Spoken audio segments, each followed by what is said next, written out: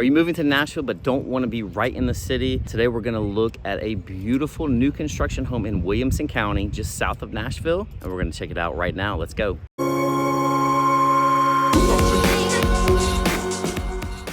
Okay, so behind me here is a absolute stunner. This one, again, like I said, is in Williamson County. It's just under 3.5 million. I want to share a little bit about this neighborhood before we talk about it. And if this is the first time to my channel, I'm Scott Hardesty, your Nashville real estate consultant.